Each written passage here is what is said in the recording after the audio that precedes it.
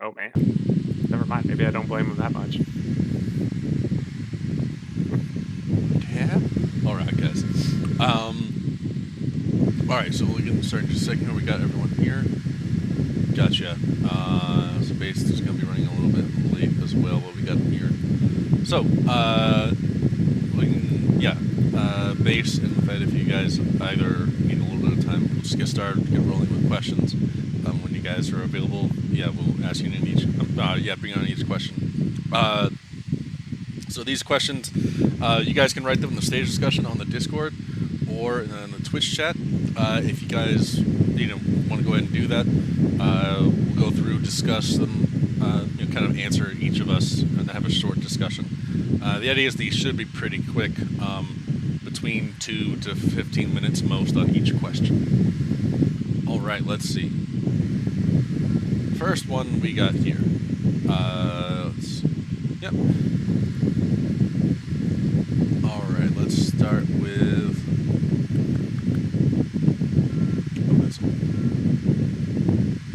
Do conflicts like the war in Afghanistan actually ever have the possibility of a successful outcome? From GJ Hawk.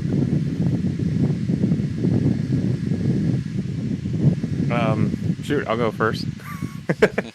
I think it depends on what you consider like successful. The idea of like what we were doing there as of 6 months ago, well, actually probably about 9 months ago, I probably would have considered relatively successful. The country was basically stable, with some outlying areas of Taliban control that was mostly well maintained with pretty minimal U.S. involvement.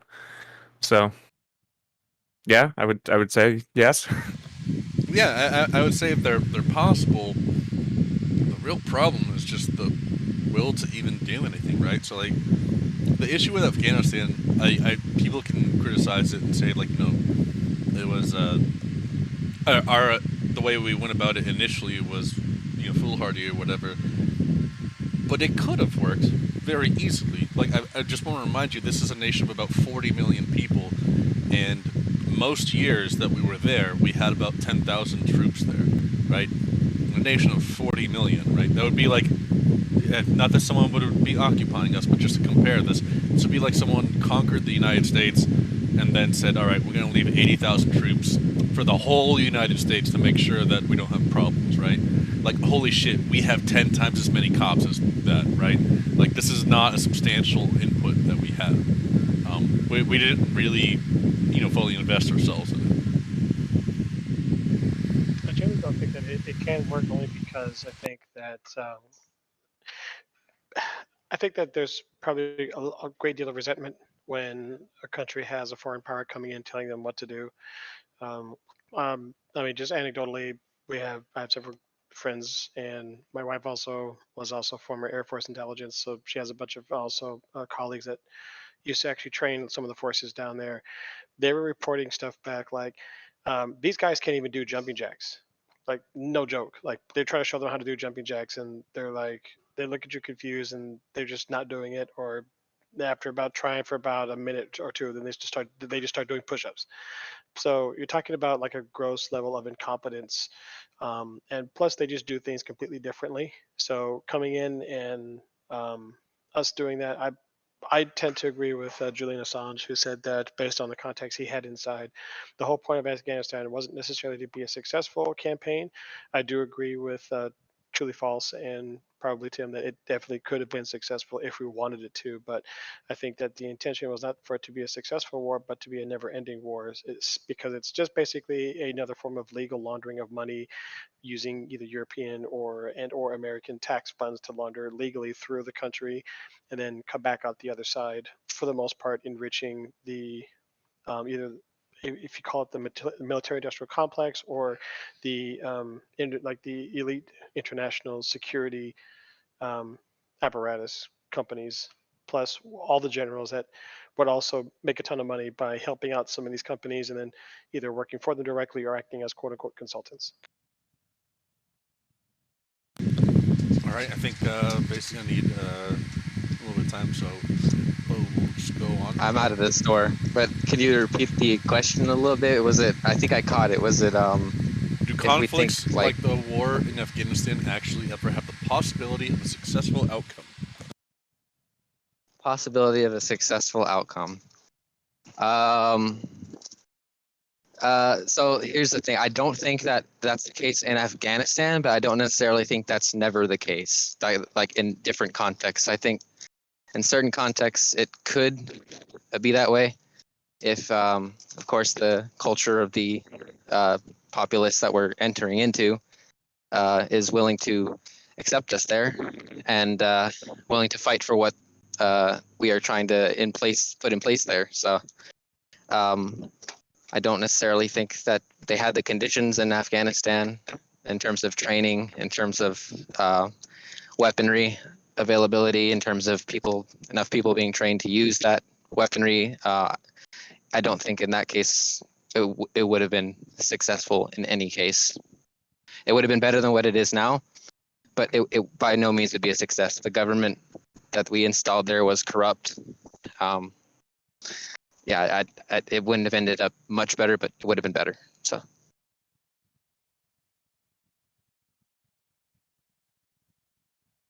All right. All right, you want to pick the next one real quick? I don't know if there's anything that stuck out to you or. Then, no, I don't know. Let's see. You grab one, and then I'll grab one after. All right, sure. Let's see.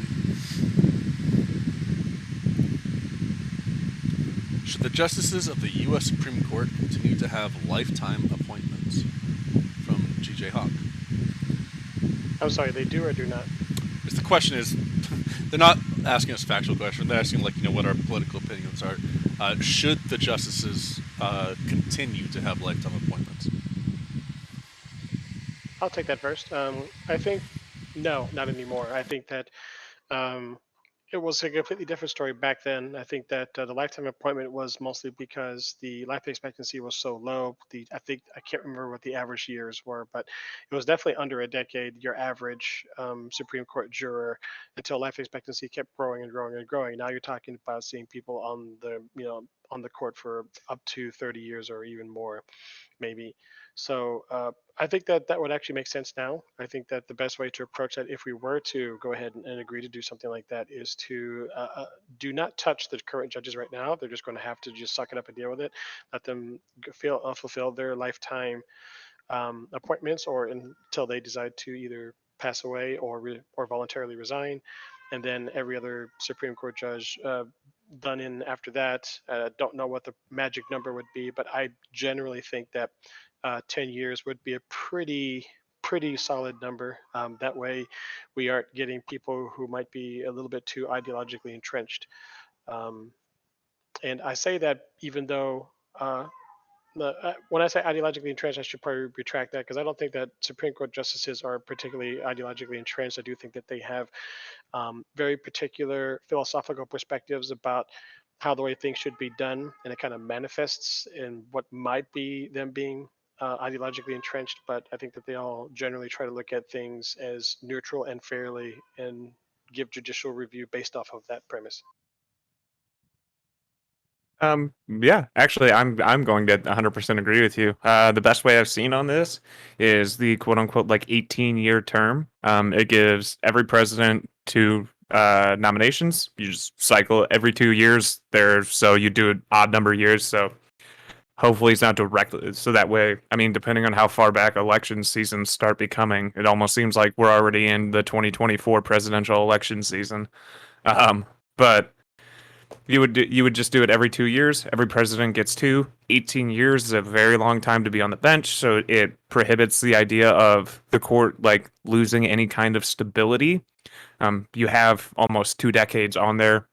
It removes the kind of like presidential lottery system of you have some presidents who get to like nominate three and some who never do, and I think right now it's just that the sort of different theories on constitutional law that the Supreme Court is ruling on have just become so adopted by one party or the other.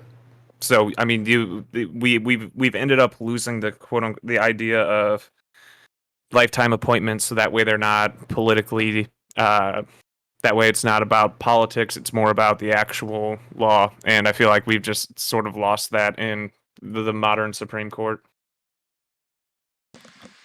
I don't think that's true at all. I don't think there's really a good reason to have terms. Uh, Having them there, uh, with a lifetime appointment, the point is to make them as independent as possible, right?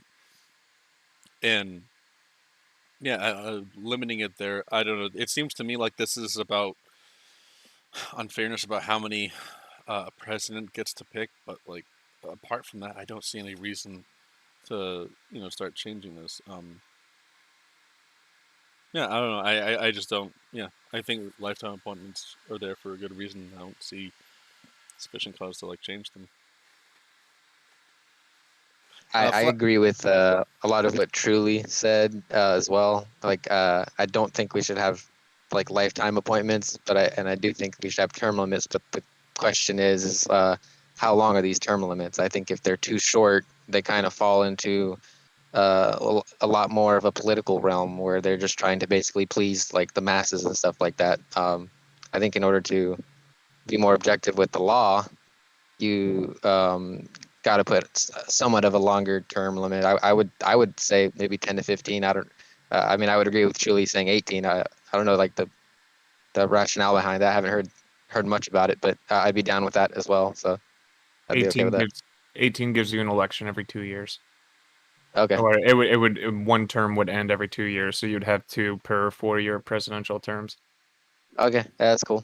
Yeah, I would go. I'd be fine with that. All right. Julie, was the question you wanted? There's so many. Here we can even keep a similar one. The congressional term limits. Should members of Congress have term limits? No. Oh God. Wait, No. If because I'm gonna completely wait. Are you answering? yes, I'm answering. Yeah. All right, sorry. No, because yeah, if the people like their elected official and they're saying, hey, whatever, Lindsey Graham of South Carolina is doing a great job. No one could represent us better. And then you say artificially, nah, you got to toss him out and find someone else. Like that's stupid. Yeah, I'm gonna 100% agree. Even though I just talked about wanting term limits for the Supreme Court, I do not want term limits on members of the House and the Senate. I understand there's a level of bias that goes into like incumbencies and things of that nature. But the idea is that you're picking the people that represent your political beliefs the best. Now, if they don't, you again should be advocating for other candidates, but when it comes down to it, you still need 50% of people to do that. So I don't Yeah. like the idea of just booting somebody who keeps winning because they keep winning. Obviously, they're doing something to where the populace in their whatever their area of representation is, the populace likes them. I think I tend to wholeheartedly agree. I think that nothing renders a government more unstable than too frequent a change of the persons that are supposed to be running it. I would actually kind of defend you a little bit, truly false. I don't think that lifetime appointments are the same thing as congressional term limits because at least every certain number of years, people get to pick a new congressman if they so choose. Mhm. So, and I totally agree that if you are electing the same person over and over again, there in fact is a reason. And I think that term limits more often than not would basically take away power from voters. It severely decreases, in my opinion, congressional capacity because policymaking is a profession in and of itself. And like it or not, the longer a more successful congressman is in office, they are actually making a lot more relationships where they can actually get things done. As painful and slow as government can be, it would actually be far more volatile and much harder to get things done if you kept having some new guy coming in constantly, left and right. Yes, the bad thing is that if the same guy keeps winning and it's not your preferred team, it really sucks. But I'm sorry, that's kind of the way things work. Whenever you have a country where people have different opinions. Yeah, I fully agree with what NFED and Truly have been saying, and I guess Genti. I don't really remember Tim's opinion to be honest, but because I'm driving. But I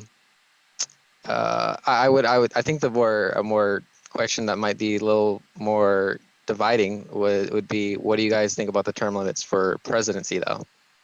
Yeah. Should Persona a was president be asking allowed that. more term limits? Yeah. No, I don't think they Okay. should. I think that one's different, because there's just such a mountainous degree of difference, right? The same problem does exist in Congress, but like the issue is that if you're in a position in Washington for too long, you're able to accumulate political capital, and once people stay there long enough, their ability to stay in becomes entrenched, if that makes sense. Yeah. So with Congress, that's not that much of a threat. But when we're talking about the presidency, that's a threat to the very core of our whole system. Yeah. Okay. Yeah, we could end up with a very publicly popular king. Um, To revive FDR. yeah, he's what, 16? Oh, would have been 16 What would years. have been 4 terms. 16? Yeah. Jeez. Yeah. We got another one. Damn, that was one we all agreed on. Yeah. I would be First surprised if one of the anybody night. took the opposite. To be honest, I I'm- would be surprised if anyone took the opposite. I'm actually relatively sure. I tried as soon as we all started agreeing. I was like, "Fuck! Where's a fucking poll on this?" I think most Americans want congressional term limits. I think like publicly, that's taken at public support. Really? I haven't seen a Um, poll on that position. I figured that was just like a fringe, like progressive position that I've heard a few times. I didn't think that was really popular. I'm totally ignorant. I haven't checked any polls at all, so I don't know. Yeah, I don't know polls on that. All on that right, specific- so I got one right here. Where am I? Oh, Gallup. I trust Gallup. Would vote for term limits. 75% of the adults in the nation, and would vote Wow. against term limits was 21. Oh, okay. Would vote against it, so the majority would vote against term limits. Is that what you said? No, only 21% would vote against term limits. Oh, wow. Yeah. Interesting. We have 4 people from 4 pretty different sides of politics, and we all agree that term limits are Maybe dumb. we're just extremely online, because like I've honestly not really heard that many people make that position like online. Yeah, it's because they started running polls on it around when people were calling for the end of the Electoral College. Oh wow. Yep. All right, guys. So if you'd like to ask some questions, just write them in stage discussion. If you guys are new to the server, just got to get verified, or you can go on the Twitch and just write your questions on the Twitch channel. Either one works. Let's see here. Atheist in Training asks, Israel or Palestine? Israel. Israel. And I start with it's a very nuanced answer, and I'm not going to give you one or the other. Look, I mean, like, yeah, my position's nuanced, but at the end of the day, like, yeah, you know which way you lean, truly. Palestine.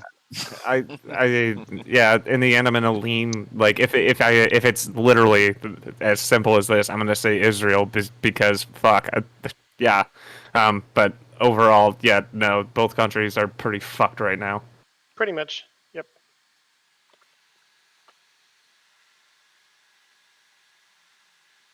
And the Marxist also agrees with the state founded by Stalin. No, I do not. I've said multiple times that that's one of the mistakes I think Stalin made. Neil, I would ask it if I believed that more than half the panel would have any idea what the Hassan controversy is. I have no clue. Oh, you're I talking have about the no idea. house. The Hassan, yeah, the online Hassan Piker. socialist, Yes, of course. Tom I do. Tiker, who Yes. bought a $3 million house. Well, look at that. Never mind, Neon.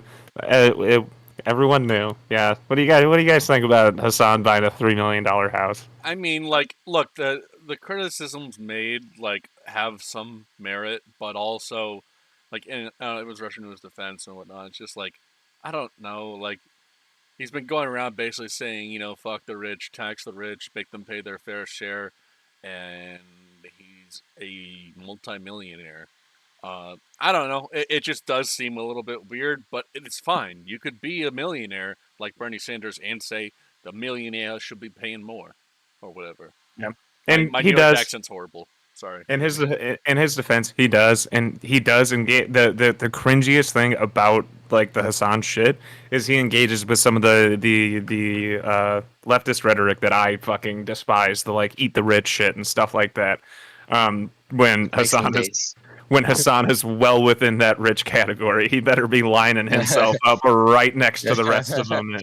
Yeah, But he'll be yeah, sitting there in the gulag with a smile on his face. yeah. So overall, like, I mean, as much as like I see the fucking cringy, what looks like always online responses in Twitter of people like, oh, this socialist is buying a $3 million house. It's like, well, I mean, yeah, he makes a lot of money. He's always advocated for that he should pay more money in taxes and stuff like that. Like, fuck it, dude. You got money. You fucking spend your money on shit that you enjoy. I'm actually kind of half and half. I do want to stick up for the guy because, in all honesty, if you actually want to live in a pretty nice place in Southern California, $3 million is really not that bad.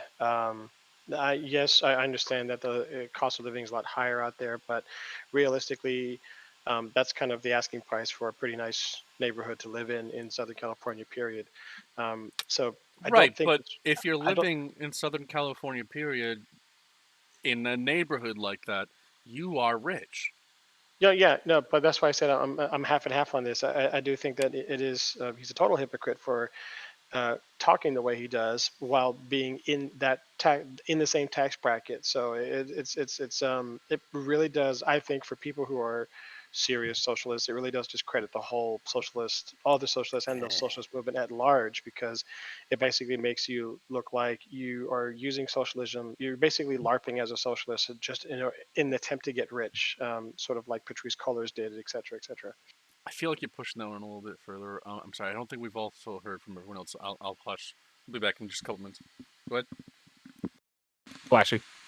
I I don't think he's like necessarily a hypocrite just for the $3 million house in California thing. Like someone already said, like it's pretty expensive in California to begin with. I would be mad at him, however, if he bought a $3 million house in like Texas or some shit, or like like some place with like where he's trying to get like avoid paying like higher taxes.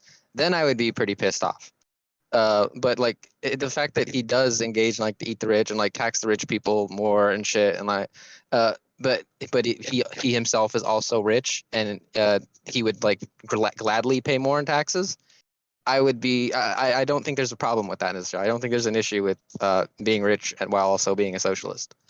I think if he takes it with no issue at all and he pays higher taxes just like he said, just like he advocates for, I think it's perfectly fine. But Well, yeah, so I think that kind of goes into a little bit more of a broader critique of socialists who are bringing this up in the first place, because I personally don't. Well, I'm a capitalist, so I don't see any problem with people being quote unquote filthy rich, and I don't care if a socialist is moderately rich or a little bit rich.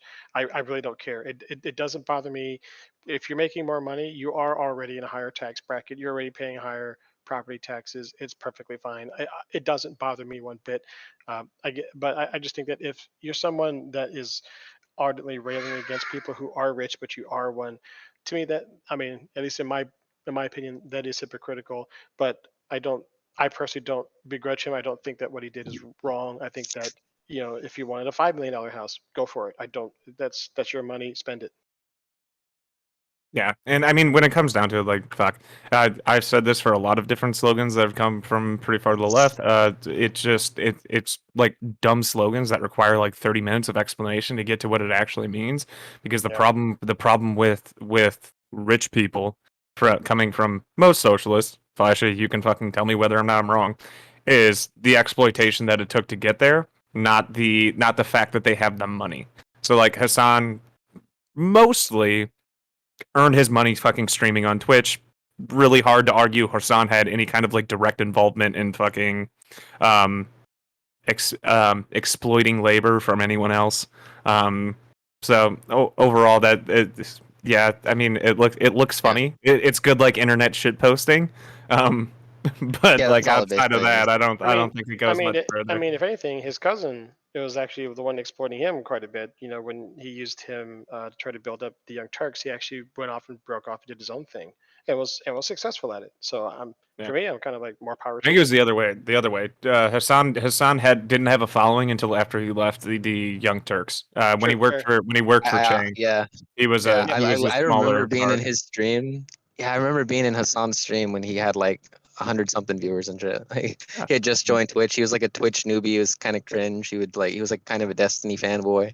He was a Destiny orbiter for the beginning of his thing, and then outpaced, Yeah, and then just outsized him really quickly. and then he crushed Um, him under the weight of his boot. so here's another one. Actually, this one's interesting. Would lowering the minimum age of presidential candidates in the United States make a difference on the terms of global policy and intercontinental relations? So, i.e., would there be a benefit for the United States or a difference in the United States if we lowered the minimum age to become president? Of course, I think there would be a difference. I just don't think that it would be a good or positively meaningful one.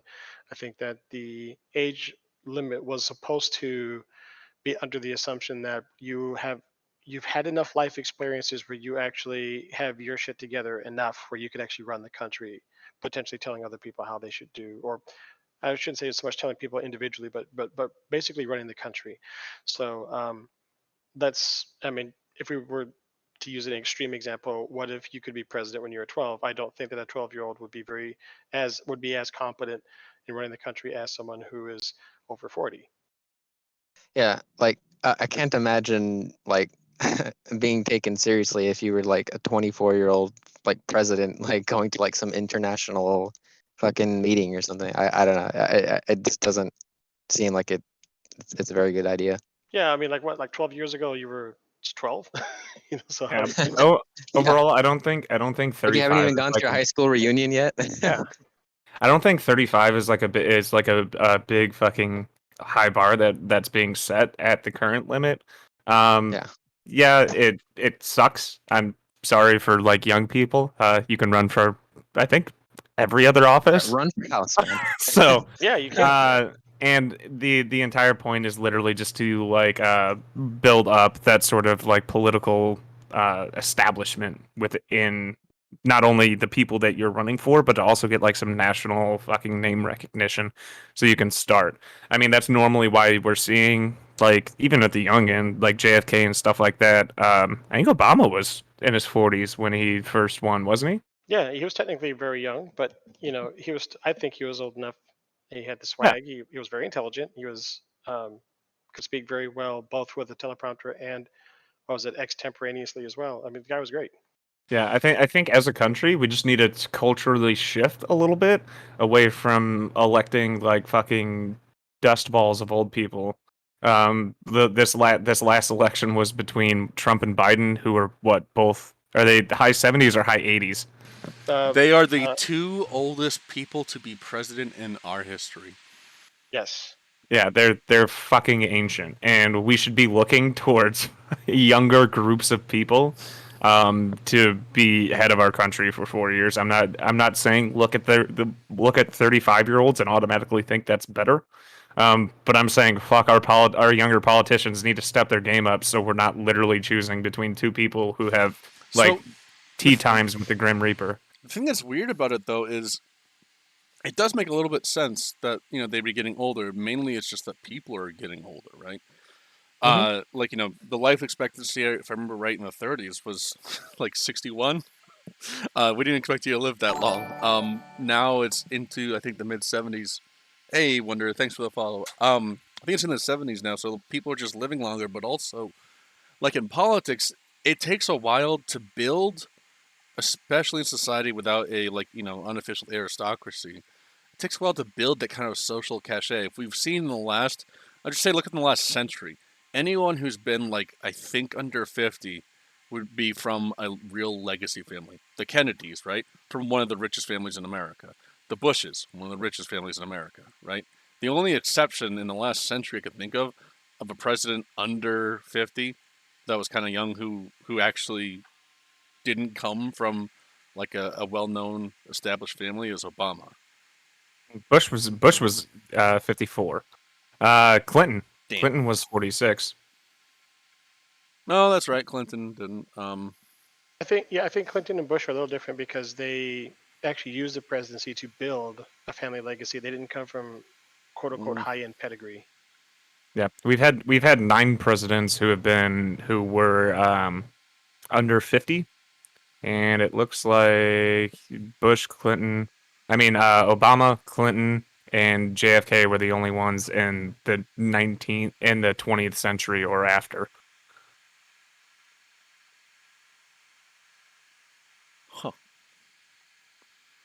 But yeah, I think realistically, if you're not from a family like that, and it is a little bit unfortunate, but I'm just saying honestly, if you're from family like that, like no shit, if one of us, if we found the best, most centrist and well educated person we could find on the server, we ran up against Kim Kardashian would fucking win.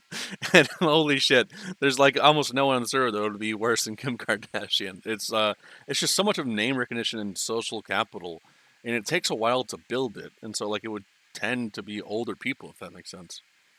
Carson says he could take her.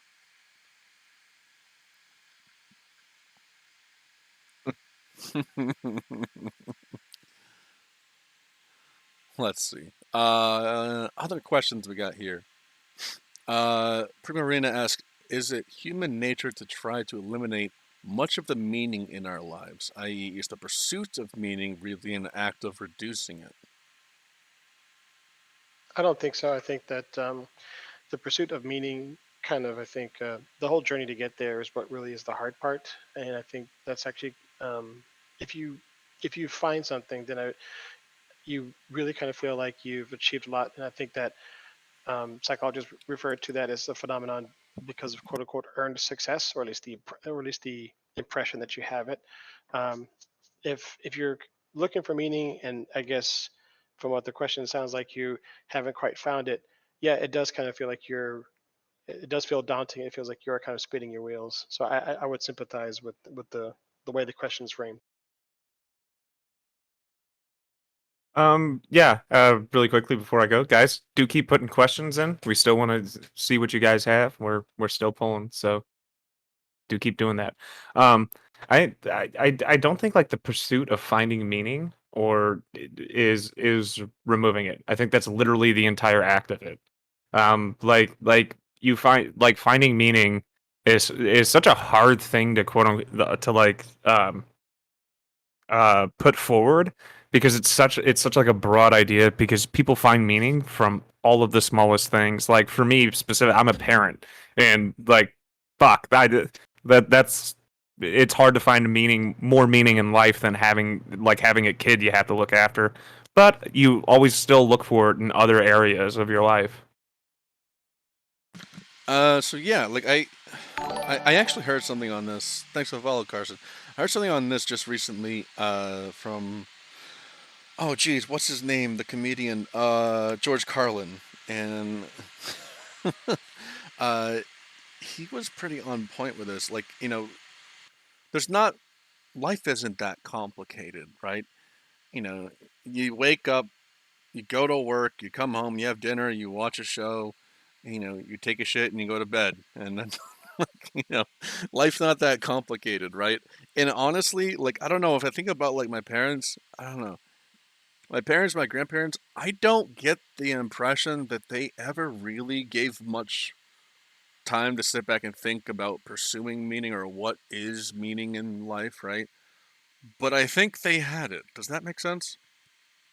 Sure, but I think part of that largely had to do with the fact that there were a lot of, I guess, preconceived ideas or notions about what was considered a meaningful life, such as getting married and having children and being either an upstanding person or whatever the moral code was. I think that the more introspective nature of looking at that today largely has to do with, I don't know, a variety of philosophies that have kind of come out and are really kind of getting people to start think about it.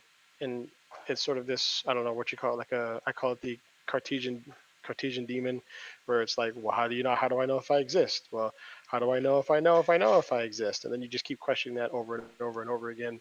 And so I think that people thinking in that kind of manner kind of try to, I guess, to get a little bit dissuaded.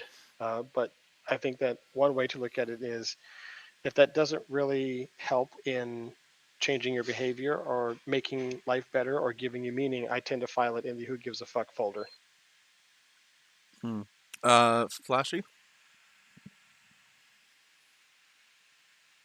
Yeah, I tend to agree kind of a lot with Julian end here.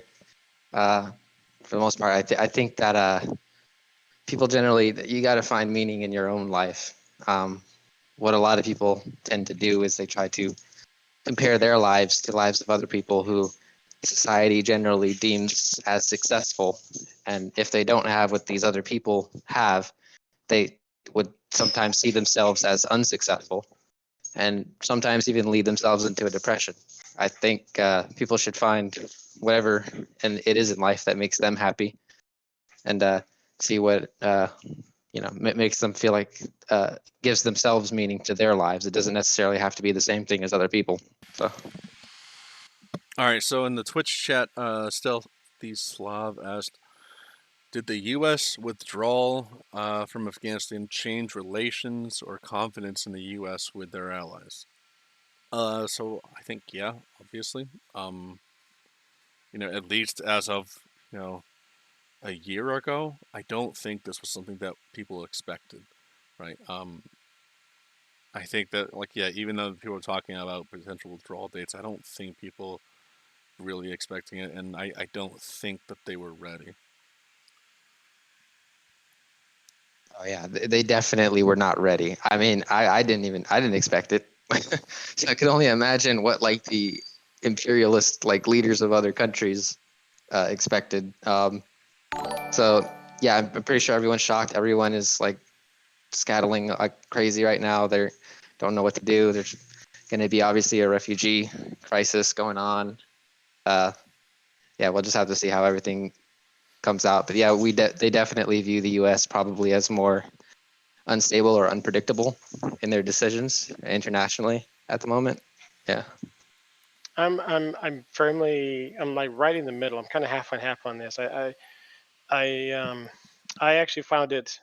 Um, I I was not happy with Obama when he said that we were going to get out, and then we didn't get out, and then Trump said we were going to get out, and we technically didn't get out. But I'll kind of give him half credit because he said what was it a May 1st, 2021 deadline for us to be completely pulled out, um, and at least Biden freaking got us out. So, but on the other hand, I feel like I shouldn't say I feel, my opinion is the withdrawal was very poorly managed. I mean, we're talking about um, like the first, I think, like one of the airports, they actually had flew key American officials out and then locked it and turned the power off and didn't even tell the existing Afghan commander. This is according to the Associated Press.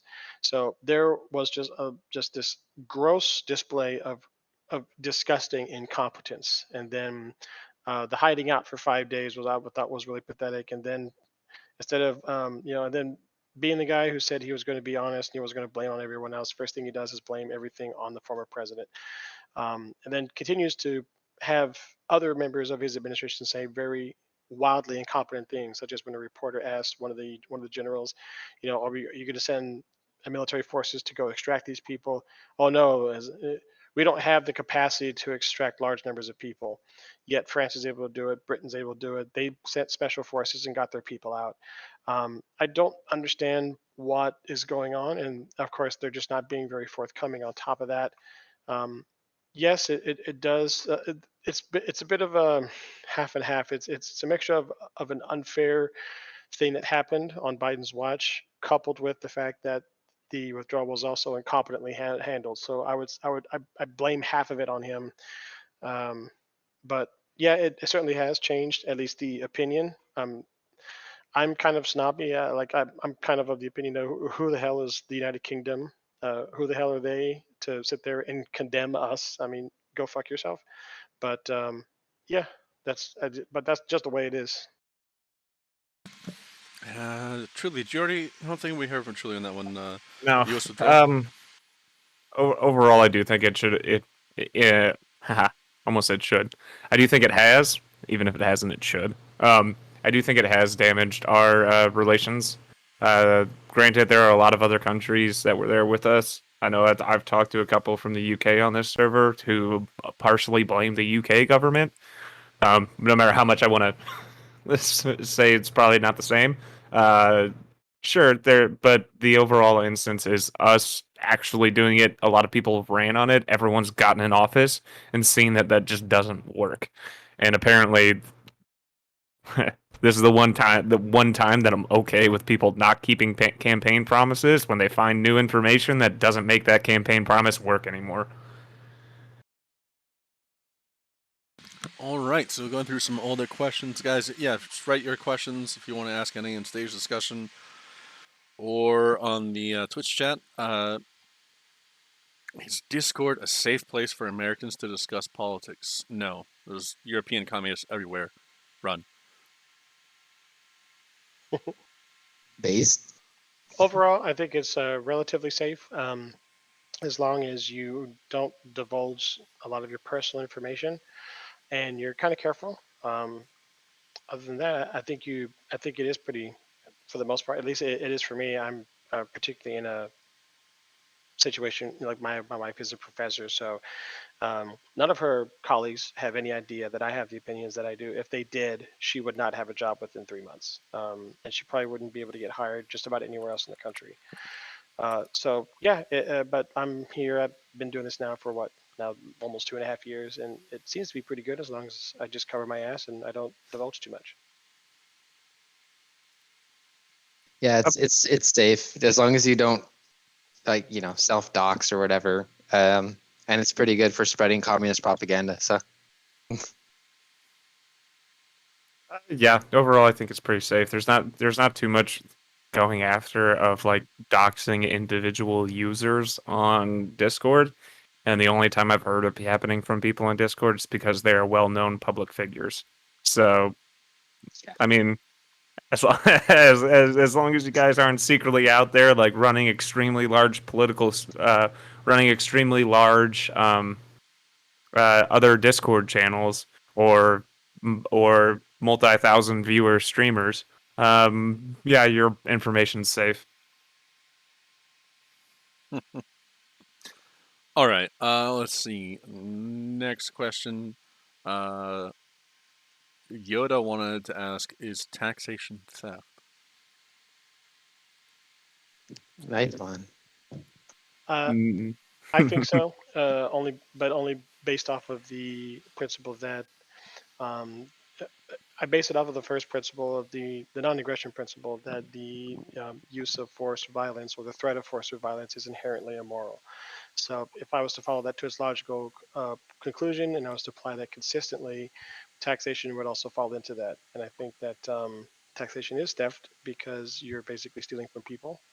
And if I don't think that a valid argument can be made in the opposing that, only because if taxation was in fact voluntary, then the enforcement mechanism would not be required. I don't think it's theft, and even if we want to go along that framing and logic, we couldn't call it theft, really. It would have to be extortion. Theft is when I walk up and I grab your pocket, I'm sorry, your wallet without noticing. Extortion is when, you pay me money because if you don't, I'm gonna mess up your shop or whatever. I don't know, thinking about like gangsters and shit. That's usually how extortion works. But yeah, I'm well aware. like even if you're gonna follow that logic, it would have to be extortion. But then, like, really, I don't know. It's one of those things. Like, I don't like when people say social contract because the explanation of why it is not theft is usually, well, the social contract. I don't really buy into the social contract, man. It doesn't make sense. It falls flat on its face. And I think at the end of the day, even though a lot of people talk about it, I don't think most people really genuinely believe in the social contract.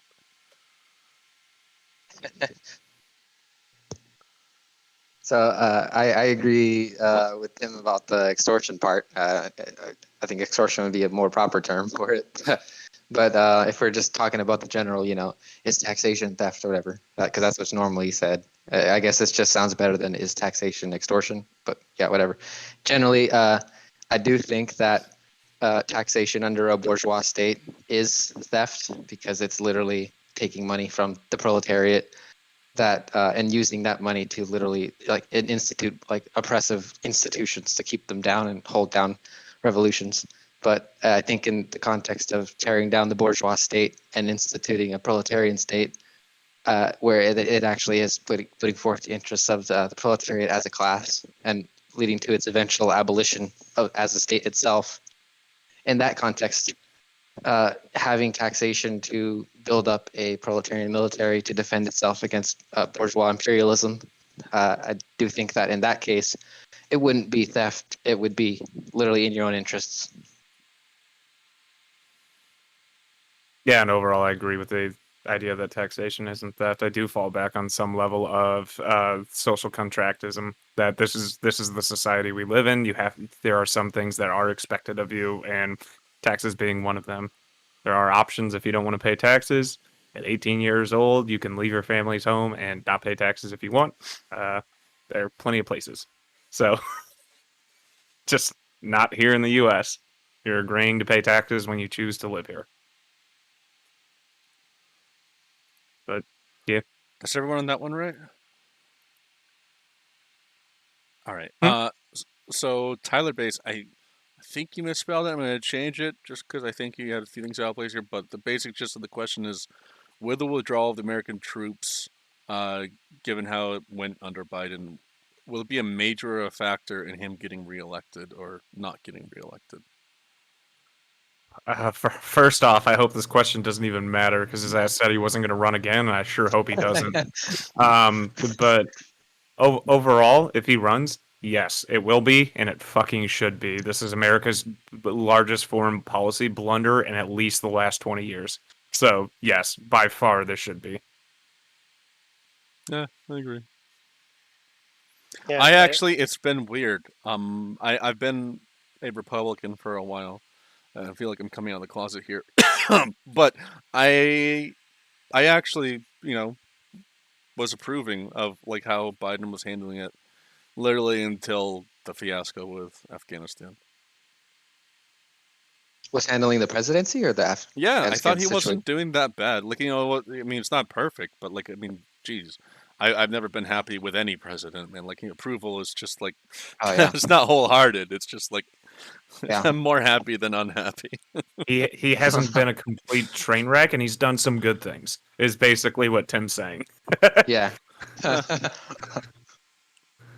I think it might. So like if we were to hold the election like today or something, since the media is like so like hard-handed against him and his position right now, and it's kind of I think I haven't seen another updated poll, but the last poll I've seen on like people who like wanted to who supported pulling out of Afghanistan, it dropped by like 20 points or something like that. So it was a pretty substantial drop. So I think it would definitely impact his chances at re-election if he were to run again, at least right now. But I think after a while, things are going to die down and people might end up just going back to their position before of like, yeah, I was right to probably pull out of Afghanistan. I think like many political issues, the time that polls are taken kind of influences people's opinion. I think people will change their opinions again. I actually agree with Flash. Sorry, with Flashy, because opinions are kind of like farts in the wind. They kind of tell you which way it's going right now, but that doesn't really give you, I think, an accurate picture of people's core values. And I agree with him that I think that the opinions will definitely sway or change over time. Um, and pretty much I'm in line with agreeing with just about everyone else too. I like the reference there, and the one of my favorite songs. Farts in the wind. All we are is farts in the wind. I have not heard that song, but interesting. Very interesting. God damn it, you It's- don't know the actual song?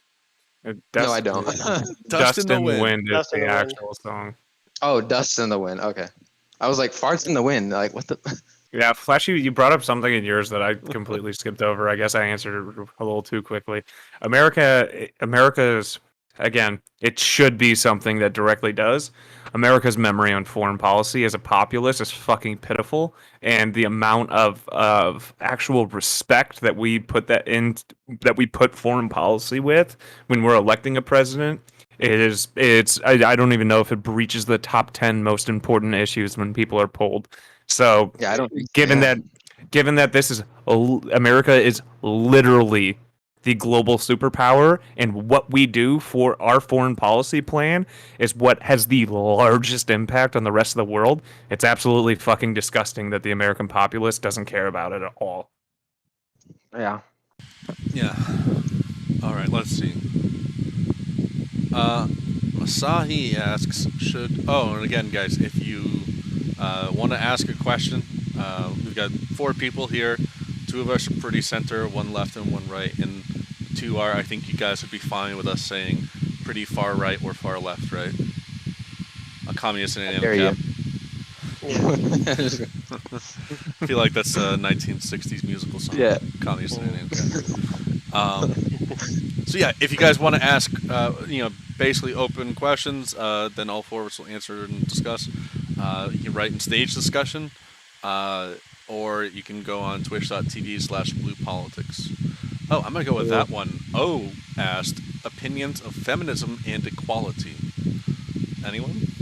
I'll go first. And a little trick, by the way, as the history of the podcast has been going, you ask your questions on Twitch, they get read pretty quick. Yeah, feminism and equality, both pretty fucking based. Feminism, even nowadays, is still pushing for equality. The cringy ass people who are normally made fun of by people who believe in feminism and stuff like that, who are exclusionary on a bunch of different groups, whether we're talking about trans people, whether we're talking about sex work and stuff like that. Most feminists normally fucking disregard them, and that's why they're quote unquote considered the radical exclusionary feminists. So overall, feminism is pretty fucking based. So I would say that I'm not a feminist and I'm against feminism, but 100% for equality. The issue is just how terms functionally work, right? And there's some lag and catch up, but these are things that, reflect groups, right? An easy example, and these fluctuate. An easy example to compare here is, or more rather, a useful example to compare is the Tea Party movement in America. At its peak, 1 out of 3 Americans said they consider themselves a member of it. Like 1 in 3 Americans were Tea Partiers. But I think at least back at that point, around 2010, it was a very loose general idea, like, we want the government to kind of like stay out of our lives kind of thing. And then a lot of people started to latch onto it, like Sarah Palin started having all these Tea Party rallies. And before you knew it, it was like in the teens, the number of people that said they consider themselves Tea Party, right? Because it got basically hijacked by Sarah Palin's. The same thing has happened, or I would suggest at least has happened with feminism. Yeah, the most vocal advocates of feminism have mostly been really freaking toxic and have been focusing on fringe things and perfectly fine with casting aside people that aren't part of a they're not part of a particular demographic, right? I don't think the loudest voices from modern feminism has been a good representation. If you believe that we should have equality between men and women and they should be treated equally under the law, that's cool. You don't have to be a feminist to agree with that.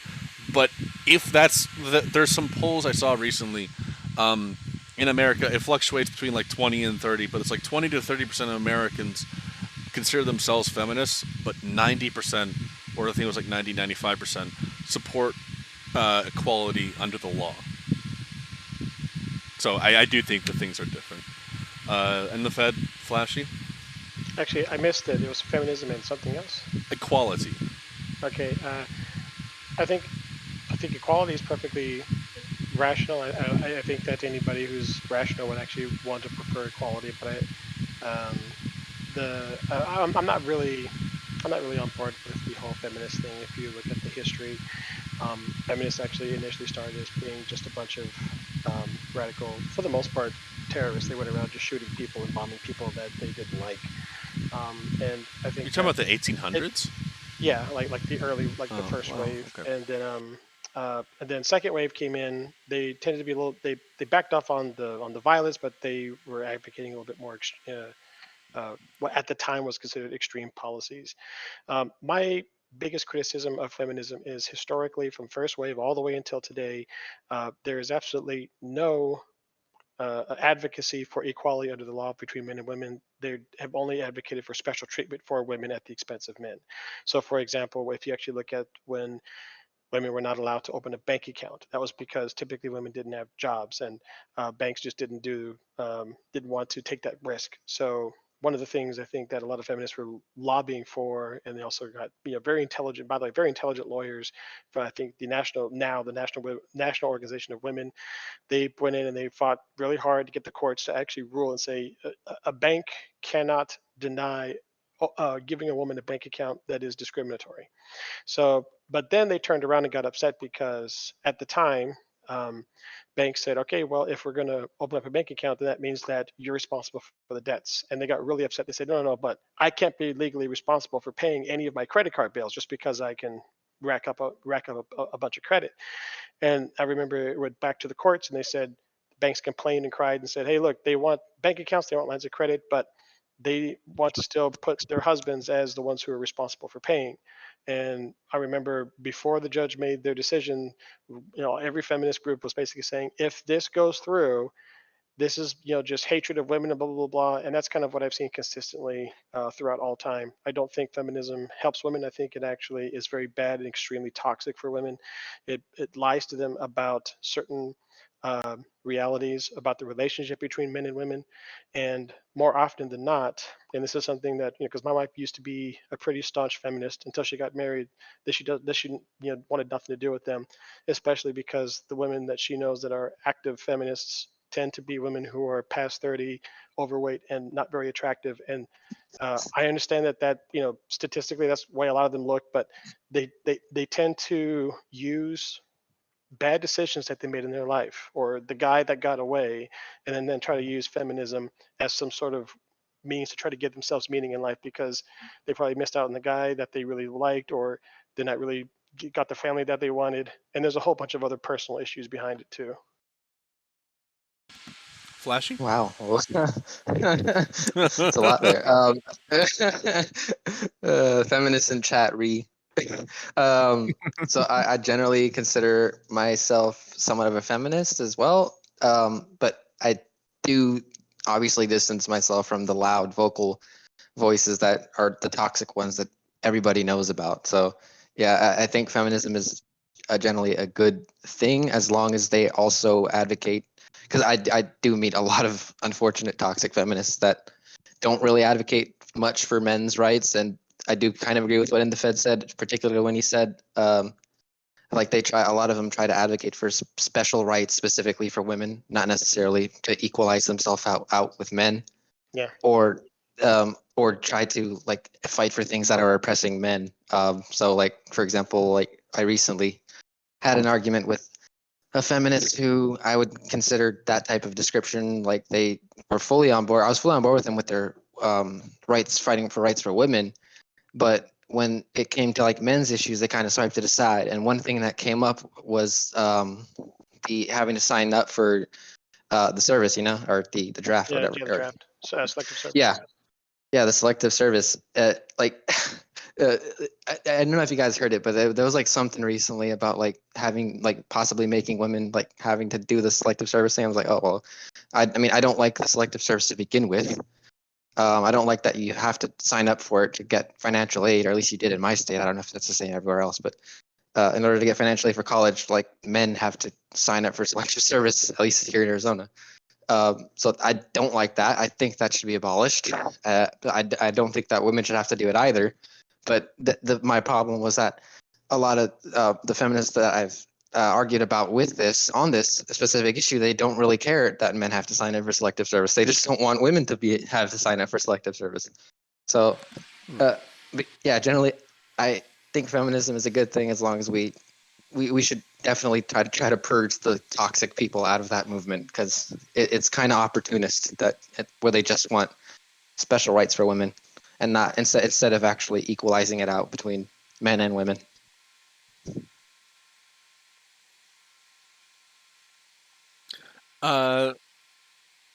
So I'm just curious, like, what would it take for Flashing and Truly, because you guys both identified as feminists?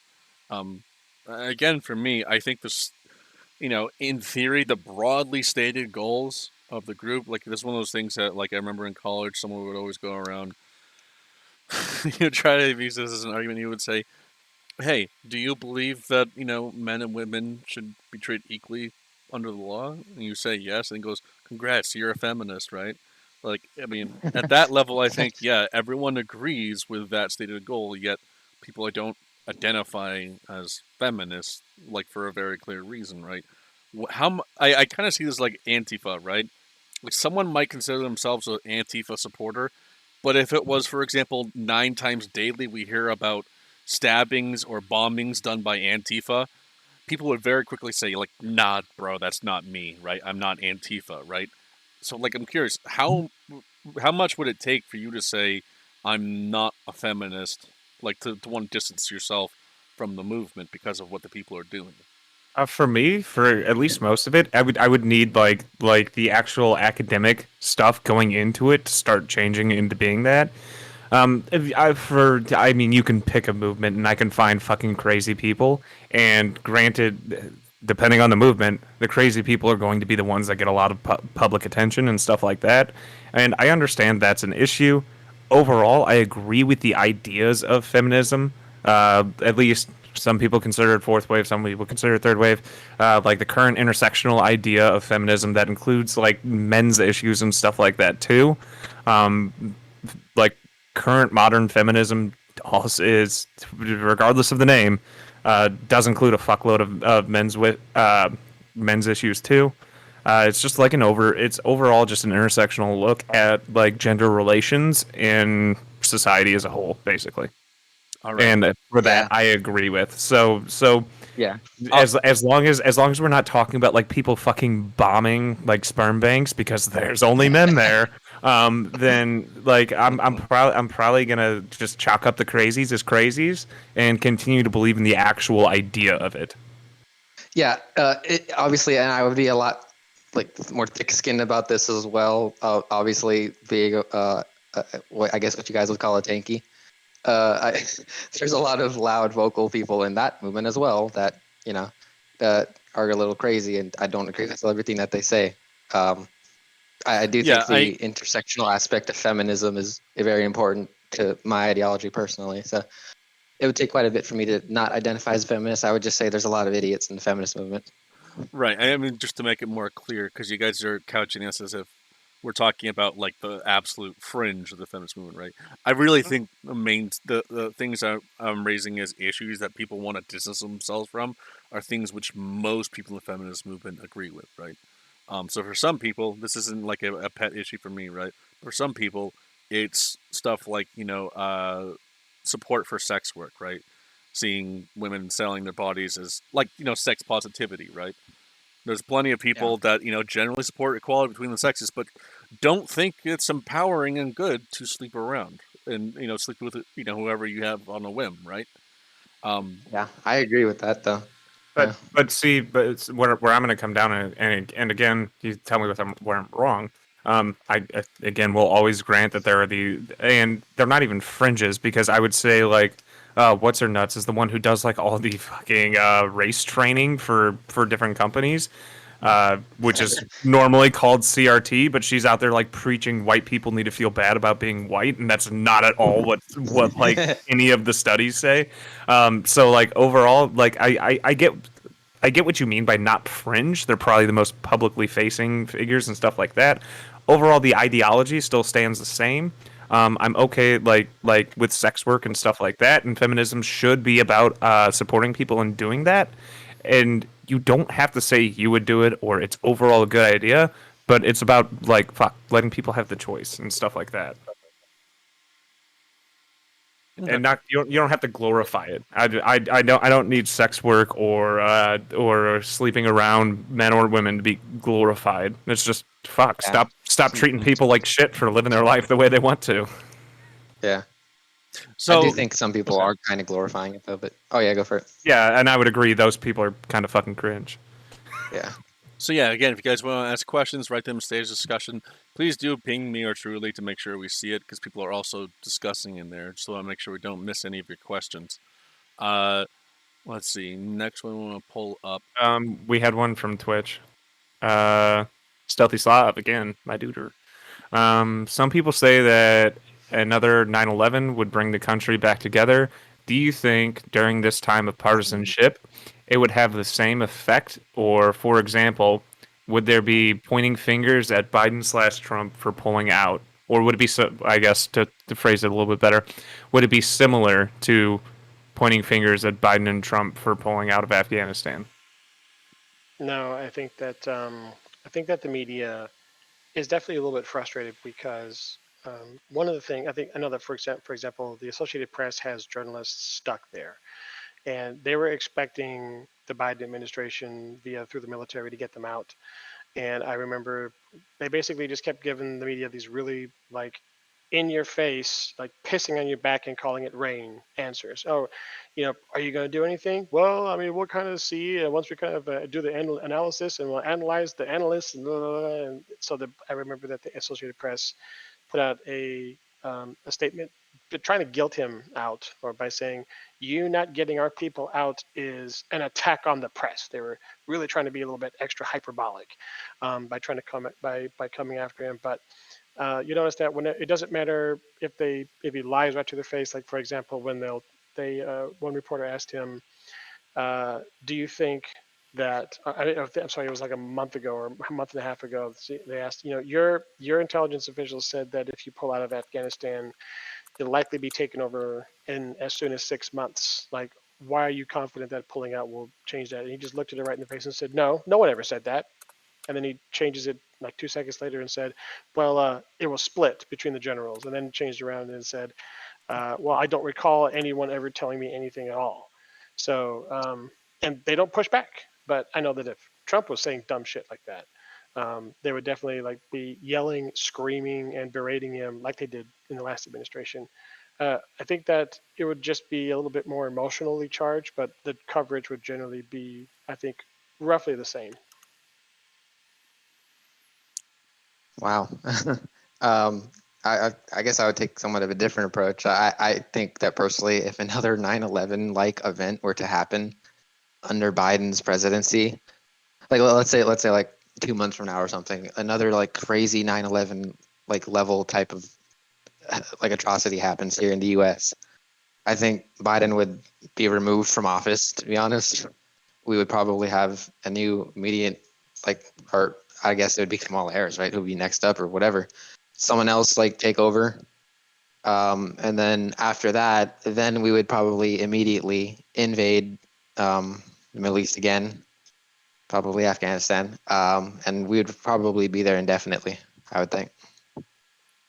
No, I think that, a country would generally rally together. One of the things that's different that people generally don't think about, and it's really important, is that back then in 2001, 6 out of 100 senators voted against going into war, as I recall. Like, this is just from the top of my head. I'm pretty sure it was 6 out of 100 voted no. Bernie was one of them, as I'm sure many of you guys probably heard a million times. But there wasn't almost any attention given to that. Like, that's something that almost no one even fucking knew until Bernie was running in like 12, 16? Yeah, it's 2016, sorry. Their media has changed, right? Back then in 2000 or 2001, if you were hearing this stuff, either you were reading a newspaper, listening to the radio, which was usually in your car, or you'd be watching a TV, one of those big fat ones with the, 2 feet of extra junk behind it or behind the screen. Like, you weren't going to be seeing this anywhere on YouTube, right, or anything like that. So, like, the way that we consume media is very different, and that amplifies fringe voices, right? So, I do think, the kind of opposition would get a lot more traction than it did before, but I still think that the country would generally unify.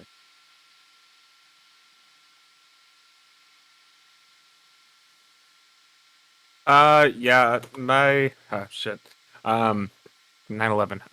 My overall, I think if another like similar terrorist attack happened, um, we would have the country unify. It's kind of a shitty fucking just basic human quality. We come together through fucking tragedy pretty quick and pretty easy. And some similar attack, please hope it again. I'm sure we're all saying that, hoping it doesn't happen. Just would definitely bring the country back to some level of cohesiveness. Um, but it wouldn't probably last, and we'd end up in another war somewhere. So yeah, I mean, it would be a short term come back together. I think, in my opinion. Yeah, it's kind of like the opposite of what mine was. Like, I do think they would eventually unify, of course. I think it would start out extremely divided, not divided in terms of like what to do or whose fault, or not what to do, I guess, but in terms of like, should we keep Biden in office or should we immediately remove this guy? I think that we would start out divided and they would remove him and then we would unify and then we would attack. I don't think that would happen. I really don't. Yeah. But, so oh shit, sorry. Next question, moving along here in the Twitch chat. Dank Neckbeard asks, what are everyone's thoughts on Adam Smith? If he was alive today, how might he affiliate politically? Flashy. I don't know. I don't want to know. I don't want to say if he'd be like a progressive or something. I don't know. Honestly, it'd be pretty hard. Would he be a neoliberal? It's hard to tell. I mean, he had some interesting things to say about landlords, but I think it's really, I think it's next to near impossible to tell because he was coming from a completely different era, the mercantilist era. Um, I read, I first read his book, The Theory of Moral Sentiments, and then I read his follow up, the Wealth of Nations. The Theory of Moral Sentiments was the more interesting one, where he was actually trying to come from his perspective of human nature and how the way that was supposed to have uh, basically, I don't know. yeah, it's hard. Yeah, I'm trying to think as fast as I can. He was trying to divide it up based off of, I guess you could say, like his moral philosophy, things like ethics, virtue, private property rights, natural liberty. Where the hell does liberty come from? Is it granted by the state, or is it granted by God, or some ethereal, spaghetti monster, or whatever the case might be? And how the way he kind of all brought it all together. So I think that, and the other thing I found was interesting was that most of his works were destroyed. He actually ordered them to be destroyed. Only two of his books were published, but that was partially because the guy was considered kind of weird and socially awkward and tended to stick to himself. So he might have been this genius who had some, typically, being socially awkward or having health problems tends to accompany people who are particularly gifted. So there might be a chance that he didn't want to ruin his family name or his estate's name, additionally by putting out too many crazy ideas or extreme ideas. But I don't know. I would really I can't speculate. I would really like to see how he would take all of this, conceptualize it, and then come up with an analysis. That would be very interesting. I get the feeling. So I think his views would fit roughly with Georgism. He sounds like he's generally a libertarian, but he's not like a mainstream libertarian, right? He's a very particular stripe of it. Um, from what I remember of him, it seems like he would probably support some radical change, like like Georgism. The idea would basically be having all taxes raised through land value taxes. Uh, the idea of it was, you don't want to tax people producing, like, tax people who have land and aren't using it to encourage productive use of it. I remember him say something along those lines, and his criticisms of landlords seem to fit very closely with that. Which that Georgism philosophy otherwise is very close to libertarianism. So yeah, I think he would be a modern day libertarian. I haven't read enough of his shit for me to feel comfortable pinning him anywhere too hard. My answer is gonna be nice, quick, and easy like that. I know he's libertarian on a lot of economic fields, but as we all know, economics alone doesn't put you into a specific camp. Mm-hmm. So I don't know about his like personal leanings on different issues and things of that nature. And we're talking about a guy who's what, like fucking 200 plus years dead. So I have no idea.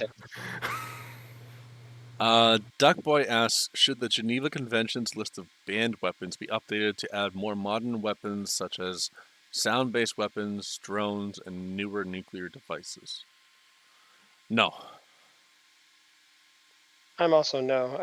First of all, I don't think sound weapons are that effective. We don't really use them very often. Drones, I think, are an absolute necessity. I'd much rather send a drone than send 500 guys to potentially to their deaths. I also say.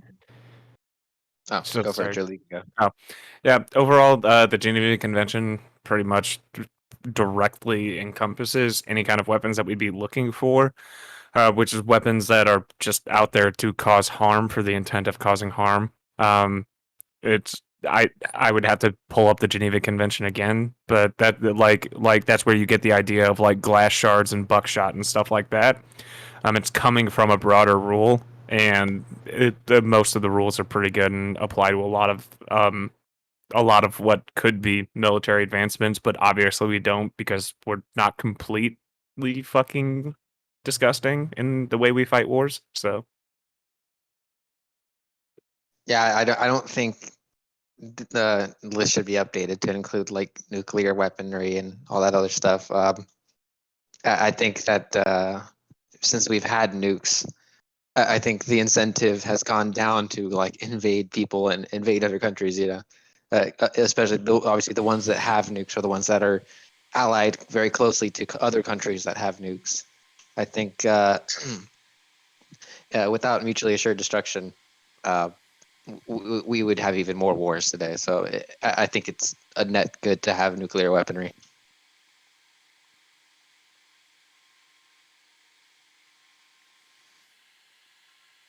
All right, let's see. Other questions before we wrap up here. I think I saw someone was DMing me one. Please, guys, don't DM me. Oh, they're not DMing me one. Okay.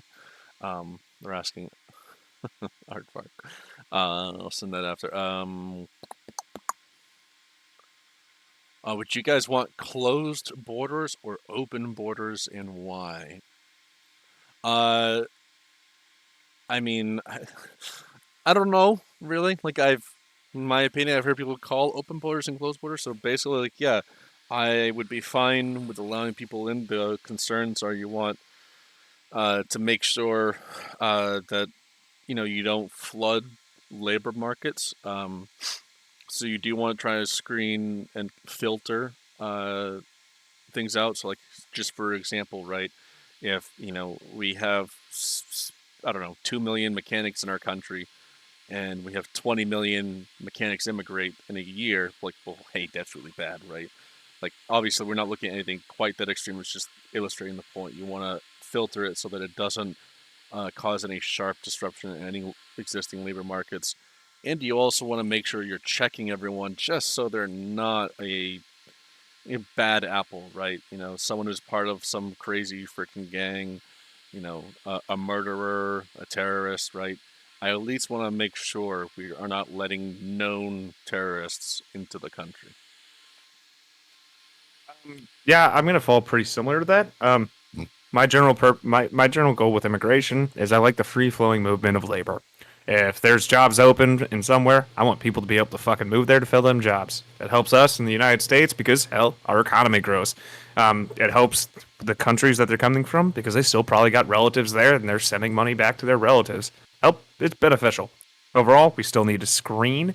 I don't want, like, obviously, like some of the stuff Tim said, I don't want like known terrorists coming across the border. I don't want people coming across the border who are like convicted murderers and stuff like that, who are like on the run. Um, Overall, I think there should be a level of screening. We should be doing whatever we can to get people in as quickly as possible because again, free flowing labor. On the other hand, though, and something that even people to the right of me might agree with. People to the left of me will probably disagree with. I do think we should have some limit on how long you have to be here before you could get social benefits because you shouldn't be immigrating to the U.S. for social benefits. We want you here for your labor. We don't want you here so that way you can get on welfare and not work. We want you here to work. So there should be some limitation. I don't know if it's 6 months or a year that you have to be here before you can apply for some forms of social benefits, or if it's you have to have a job for like 2-3 months or something like that. But basically, we want you to be immigrating for the labor because that's what we benefit out of. We don't benefit from people coming here and not working. Real quick, I would agree with that kind of idea, but I think it should probably be a little bit longer than a few months. Like when we talk about the people that marry and they get a green card through marrying, right? Guys, I know this. If you marry someone who's an American citizen, you get fast tracked, but you have to have someone, what is it called, sponsor you. This is basically, someone's pledging if this immigrant, somehow ends up on public assistance, I will pay for that, right? So if I sponsor my future wife from, I don't know, some Asian country to come in, that's where they usually order brides from, right? Or is it Russia? I don't know, but yeah, if you sponsor someone coming in like that, you're pledging that anything they take from the public system, you'll pay for. I don't know. I just at least think that what we have for spouses shouldn't be more restrictive on receiving benefits. I'm going to be a little bit boring here. I pretty much agree with what Tim and Truly False already said. I really don't have much more to add, other than the question was pretty narrowly tailored. Do I want one or the other? I don't want either. I think that open borders is a disaster, but I think that closed borders is equally a disaster, but just in the opposite direction. So I would preferably like something that probably Tim and Truly False already articulated. Julie, one thing about when you said with people to the left may not agree with you, I have this quote from Marx in Capital Volume 3 to tell you. He says, quote, apart from surplus labor for those who on account of age are not yet or no longer able to take part in production, all labor to support those who do not work would cease. So yes, I agree that if they're going to come here, they should be working, not to like get on welfare and stuff like that.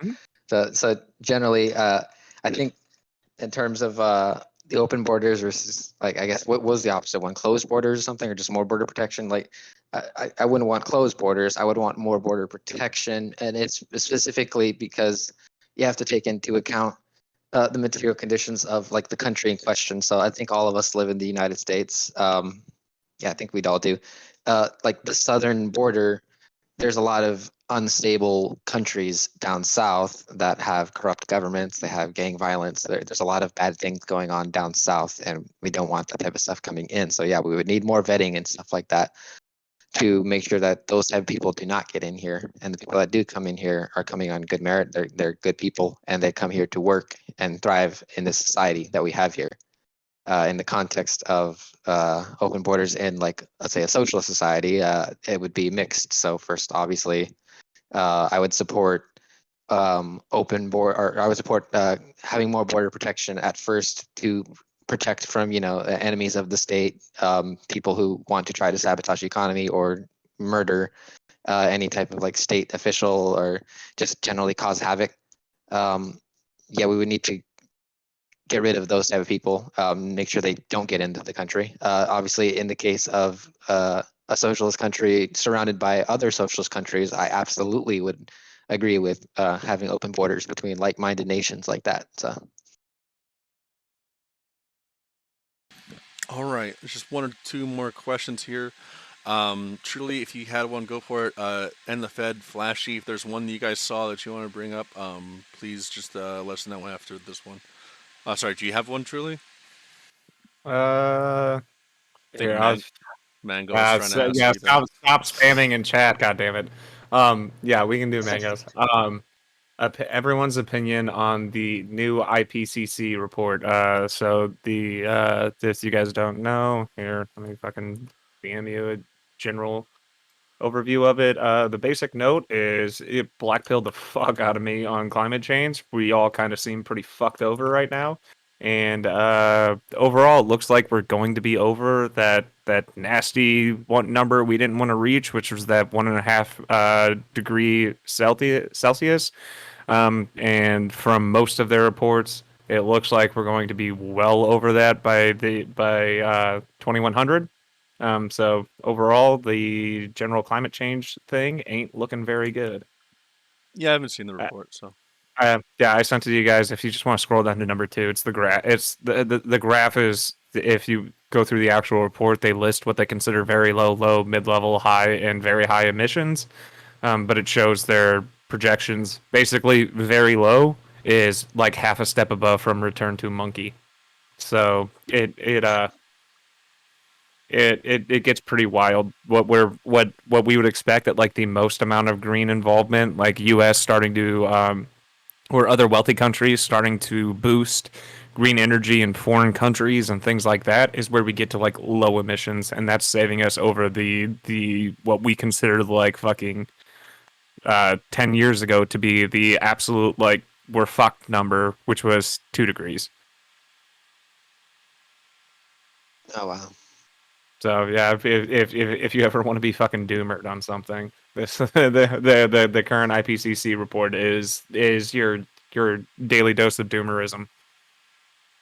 I, I So um that's my opinion on it. I'm generally a little bit wary of the IPCC reports, and this is mostly because what's his name, Dr. Richard Lindzen, the MIT atmospheric physicist. Basically, he has had more consistent predictions than the IPCC has, and I think he has some 200 plus academic papers over 30 years. Um, so I tend to kind of go off of like these other experts' opinions. He of course definitely believes in climate change, but what he is very critical with is the fact that a lot of these reports are based off of computer models, where the initial input data is always bad, which is why the output or predictions almost never are accurate. They tend to be way off.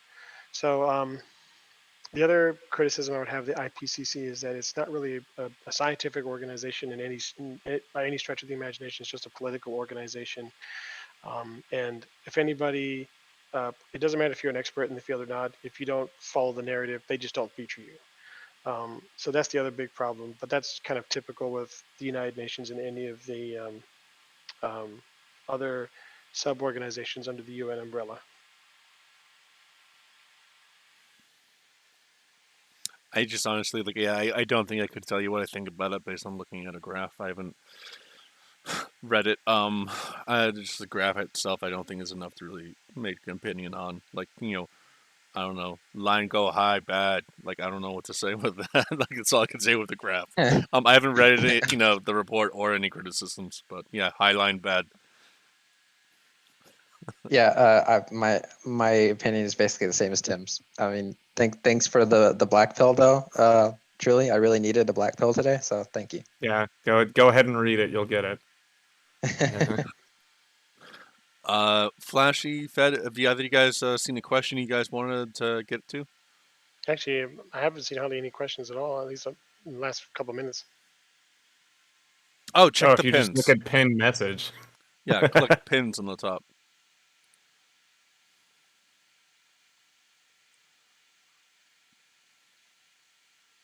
Pins?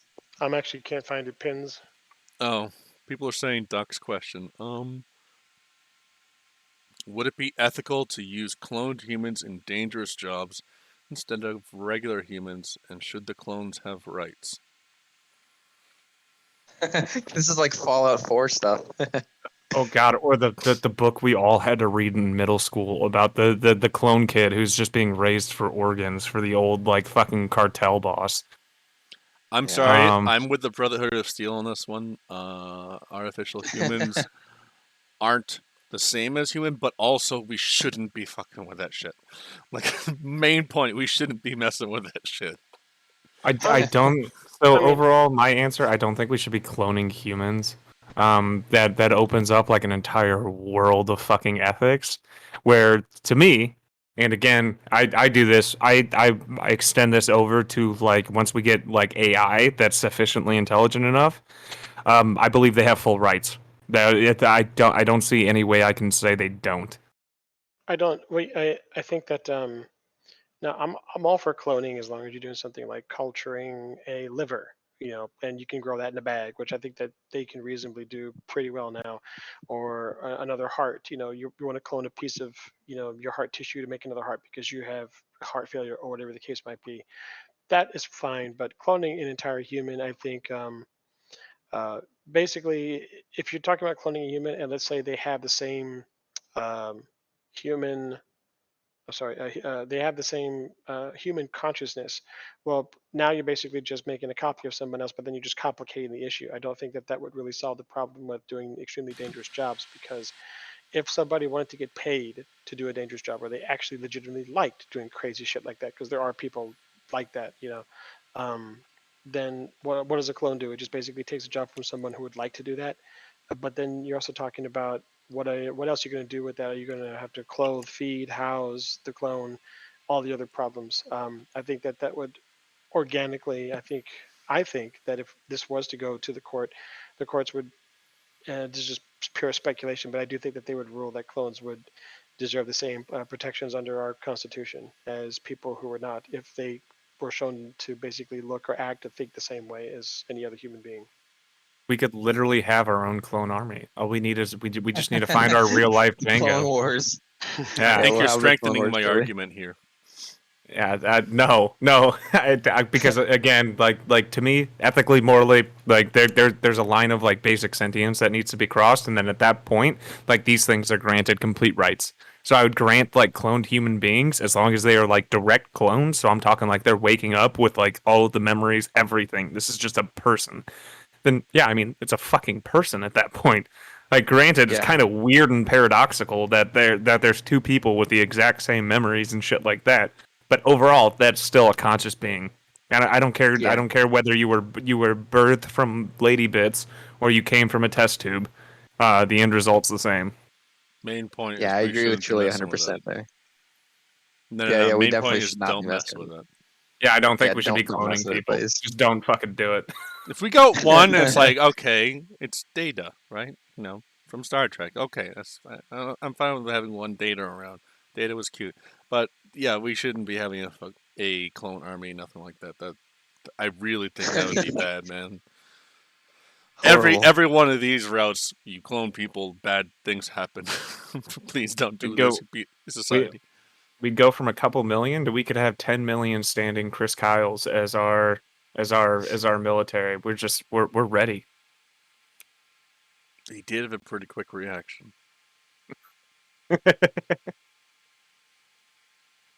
All right. Yeah. So before we get closed, let's close up with that. Thank you guys. uh, Jesus. Um, thanks guys. So yeah. Really appreciate you guys coming on. I think this was good. I enjoyed it at least. Uh, if you guys did, make sure to click follow twitch.tv/bluepolitics. Uh, we'll do this again Tuesday. We typically do these Tuesdays, 10 Eastern. I'm sorry, Tuesdays through Sundays, 10 Eastern. All right.